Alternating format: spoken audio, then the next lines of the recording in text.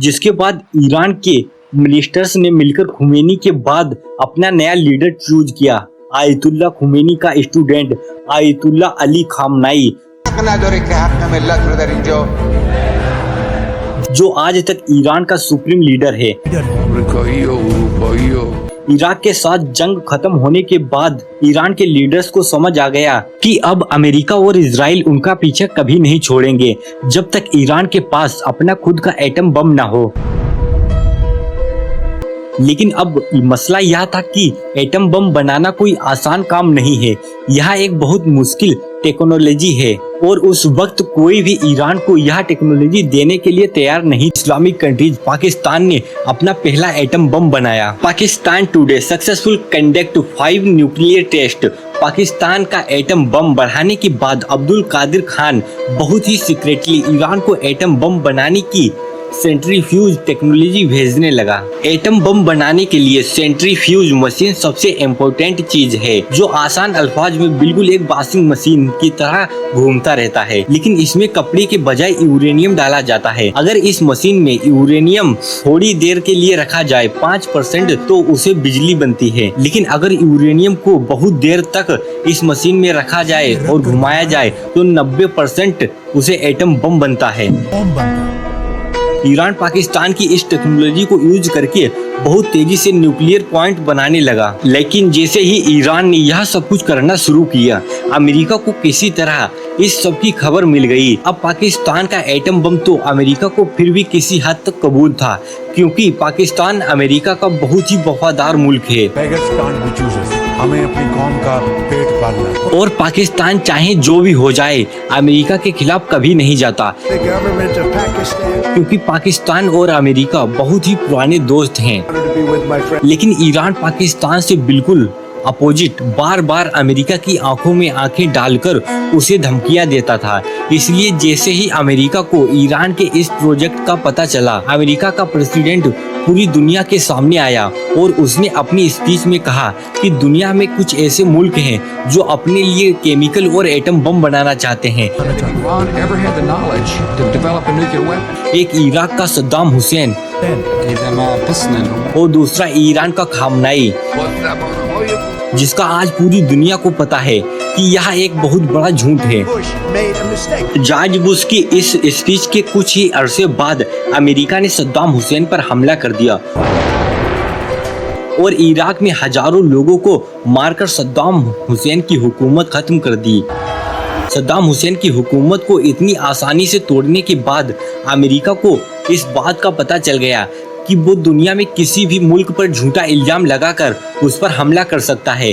इसीलिए अफगानिस्तान और इराक पर हमले के बाद अब अमेरिका का अगला शिकार ईरान था और अमेरिका बार बार दोबारा झूठ बोलने लगा कि ईरान के पास एटम बम है, जिसके बाद अब पूरी दुनिया की नजरें ईरान के लीडर आयतुल्ला खामनाई पर थीं और यह ईरान पर हमला करने का बेस्ट टाइम था, क्योंकि ईरान के एक तरफ अफगानिस्तान में अमेरिका की बहुत बड़ी फौज थी और दूसरी तरफ इराक भी अमेरिका की फौज से भरा हुआ था। मतलब अमेरिका ने ईरान को हर तरफ से घेर लिया था। तो अब पूरी दुनिया की नजर ईरान के लीडर आयतुल्ला खामनाई पर थी कि वो किस तरह अपने मुल्क ईरान को सुपर पावर अमेरिका से बचाएगा। और यहाँ पर खामनाई ने एक ऐसी बात कही जिसे अमेरिका के पास ईरान पर हमला करने के सारे बहाने टूट गए। खामनाई ने, जो इस्लामिक दुनिया का एक बहुत बड़ा स्कॉलर है, उन्होंने एक फतवा दिया कि इस्लाम में मुसलमानों के लिए एटम बम बनाना हराम है, क्योंकि इस्लाम तो हमें यह सिखाता है कि जंग के मैदान में भी किसी भी बच्चे, बूढ़े या औरत को भी नहीं मारा जा सकता और जंग में दरख्तों को भी काटने का इजाजत नहीं है। लेकिन एटम बम एक ऐसी चीज है जो बिना कुछ देखे हर चीज को तबाह कर देती है। इसलिए ईरान के खामनाई ने एटम बम को मुसलमानों के लिए हराम बताया है और साथ ही यह ऐलान किया कि ईरान का एटम बम बनाने का कोई इरादा नहीं है और ईरान के दरवाजे सबके लिए खोल दें। और साथ ही यह ऐलान किया कि दुनिया की कोई भी एजेंसी ईरान आकर खुद देख सकती है। ईरान एटम बम बनाने का कोई इरादा नहीं रखता है। लेकिन यूएन की टीम ने ईरान जाकर यह देखा कि ईरान के सारे न्यूक्लियर पॉइंट बिल्कुल उसी डिजाइन पर बने हैं। हैं जिस तरह पाकिस्तान में बनाए गए हैं, और पूरी दुनिया को समझ आ गया कि ईरान ने यह टेक्नोलॉजी पाकिस्तान से खरीदी है। और पाकिस्तान पर इतना प्रेशर बढ़ने लगा कि खुद अब्दुल कदीर खान ने टीवी पर आकर इस बात को एक्सेप्ट किया और फिर सबसे माफी मांगी। और पाकिस्तान ने दुनिया को खुश करने के लिए अब्दुल कदीर खान को गिरफ्तार करके उसे अपने घर ही में बंद कर दिया। खामनाई ने इस फतवे के बाद अमेरिका के पास ईरान पर हमला करने का अब कोई भी बहाना नहीं था। लेकिन दुनिया में एक कंट्री ऐसी थी जो बार बार अमेरिका को ईरान पर हमला करने के लिए मजबूर करती। लेकिन अमेरिका ने इजराइल की बात नहीं मानी। लेकिन आहिस्ता आहिस्ता हालात बदलने लगे। ईरान की एक बहुत ही इम्पोर्टेंट आदमी ने फ्रांस में बैठकर एक बहुत ही अजीब बात लिखी कि आयतुल्ला खामनाई का एटम बम को हराम कहने का फतवा एक झूठा फतवा है और वो इस्लाम के एक कंसेप्ट तकिया के पीछे छुप रहा है। इस्लाम में तकिया का मतलब यह है कि कोई भी शख्स अपनी जान बचाने के लिए झूठ बोल सकता है। तो इस आदमी ने कहा कि खामनाई ईरान के लोगों की जान बचाने के लिए यह झूठा फतवा दिया है। और यह शख्स महमूद मुराद खान कोई आम आदमी नहीं, खामनाई की बहन का बेटा, मतलब उसका अपना भांजा था। खामनाई की बहन और उसका यह बेटा ईरान में उसके सबसे बड़े दुश्मनों में से है। इन्हीं दिनों अमेरिका का भी ईरान पर शक बढ़ने लगा, जिसके बाद आखिर 2009 में अमेरिका ने ईरान पर बहुत सख्त सेशन लगाए। Significant release of session. इस ग्राफ को देखिए। अमेरिका में सेशन से पहले ईरान की इकोनॉमी बहुत तेजी से ऊपर जा रही थी, लेकिन जैसे ही अमेरिका ने सेशन लगाए ईरान की पूरी इकोनॉमी बिल्कुल बैठ गई। अमेरिका के इस सेशन के बाद ईरान जैसी ऑयल और गैस से मालामाल कंट्री बिल्कुल बैंकक्रप्ट होने लगी। अमेरिका की मर्जी के बगैर ईरान अपना गैस पूरी दुनिया में किसी को नहीं बेच सकता। इवन अपने करीबी मुल्क पाकिस्तान से डील के बाद भी पाकिस्तान ईरान से गैस नहीं खरीदता और ईरान की सस्ती गैस छोड़कर कतर से LNG मंगवाता है। यह ऐसा है कि कोई किसी बड़े चौधरी के डर से अपने घर के पास वाली दुकान की चीज को छोड़कर रोज दूर जाकर चीजें खरीदता है। सिर्फ 3 बड़ी कंट्री दुनिया में ऐसी हैं जो ईरान के साथ आज भी बिजनेस करती हैं, चाइना, रसिया और इंडिया। आखिर अमेरिका के इस सेशन की वजह से ईरान में हालात इतने खराब हुए कि ईरान की गवर्नमेंट अमेरिका से डील करने के लिए तैयार हो गई। और आखिर अमेरिका के प्रेसिडेंट बराक ओबामा के साथ ईरान ने न्यूक्लियर डील की। ईरान एटम बम नहीं बनाएगा, जिसके बदले में अमेरिका ईरान के सारे सेशन हटा दे और ईरान की इकोनॉमी दोबारा से स्ट्रांग हो जाएगी, जो दोनों मुल्कों के लिए एक बहुत बड़ी कामयाबी थी। लेकिन पहले दिन से अमेरिका में एक शख्स ऐसा था जो इस डील के खिलाफ था, डोनाल्ड ट्रंप। क्योंकि अमेरिका में यहूदियों का एक बहुत बड़ा नेटवर्क है जिसके सपोर्ट के बगैर अमेरिका में कोई कुछ नहीं कर सकता। इसलिए अपने पहले इलेक्शन जीतने के कुछ ही अरसे बाद डोनाल्ड ट्रंप ने ईरान से की हुई डील खत्म कर दी और एक बार फिर ईरान की इकोनॉमी कमजोर करने के लिए ईरान पर सख्त सेशन लगाए,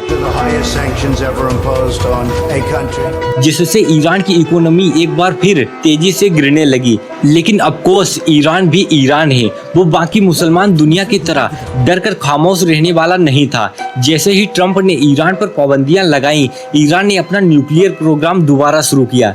लेकिन दूसरी तरफ डोनाल्ड ट्रंप को भी सब जानते हैं कि वो दुनिया में अपने अलावा किसी की गुलामी बर्दाश्त नहीं करते। जब ईरान ने अमेरिका की आंखों में आंखें डाली, डोनाल्ड ट्रंप ने उन्हें सबक सिखाने के लिए अचानक एक दिन एक मिसाइल हमले से ईरान के आर्मी चीफ कासिम सुलेमानी को उड़ा दिया।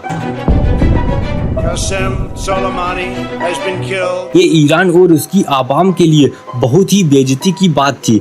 कोई इतनी आसानी से पूरी दुनिया के सामने उसके आर्मी चीफ को मार दे, जिससे आहिस्ता आहिस्ता ईरान में अमेरिका के खिलाफ गुस्सा बढ़ने लगा। और जैसे ही सुलेमानी की मौत के बाद ईरान में नए इलेक्शन हुए। ईरान के अगले इलेक्शन में एक नया प्रेसिडेंट आया, इब्राहिम रईसी, जो ईरान का बहुत ही सख्त प्रेसिडेंट था और किसी हाल में अमेरिका और इजराइल के सामने झुकने के लिए तैयार नहीं था। इब्राहिम रईस के प्रेसिडेंट बनने के कुछ ही अरसे बाद न्यूक्लियर प्रोग्राम दोबारा बढ़ने लगा और इसके साथ ही सदर बनते ही सबको यह बात क्लियर समझा दी कि ईरान अब अमेरिका के साथ डील नहीं करेगा। और इन्हीं के दौर में इजराइल और गाजा के और इसके साथ ही उन्होंने इजराइल के खिलाफ लड़ने वाले सारे ग्रुप फील्डिंग और वेपन्स भेजना शुरू किए। लेकिन हम सबको पता है जब कोई भी लीडर अमेरिका और इजराइल के खिलाफ इतना ओपनली बोलता है तो उसके साथ क्या होता है। हेलीकॉप्टर क्रैश ऑन रईसी के जाने के बाद आज से 1 साल पहले ईरान में दोबारा इलेक्शंस हुए जिसमें ईरान की आवाम ने इब्राहिम रईसी से बिल्कुल अपोजिट लीडर चूज किया जो एक बहुत ही सॉफ्ट और काम इंसान है जिसने प्रेसिडेंट बनते ही सबसे पहले ऐलान किया कि हम आज भी आयतुल्लाह खामनाई की उसी फतवे के साथ मजबूती के साथ खड़े हैं और ईरान कभी भी एटम बम नहीं बनाएगा। उन्होंने यह भी कहा कि ईरान अमेरिका बल्कि पूरी दुनिया के साथ डील करने के लिए तैयार है जिससे बहुत ही सीक्रेटली आज से कुछ ही अरसे पहले अमेरिका और ईरान की दोबारा डील के लिए मीटिंग होने लगी। लेकिन इजराइल कभी भी नहीं चाहता था कि अमेरिका और ईरान आपस में डील हो जाए जिसके बाद इजराइल दोबारा ईरान पर झूठे इल्जाम लगाने लगा। ईरान 1 महीने के अंदर अंदर एटम बम बनाने जा रहा है जो वो पिछले 25 सालों से कर रहा है, जो पिछले 25 साल से 1 महीने में बनने वाला है लेकिन आज तक नहीं बन पाया। From there, it's only a few months, possibly a few weeks. Iran could produce a nuclear weapon in a very short time. An initial device within months. Israel ने ईरान पर यह इल्जाम भी लगाया कि ईरान बार बार अमेरिका के president Donald Trump को मारना चाहता है। इसलिए आज इजराइल ईरान पर हमला करके ईरान के हर उस शख्स को चुन चुन मार रहा है।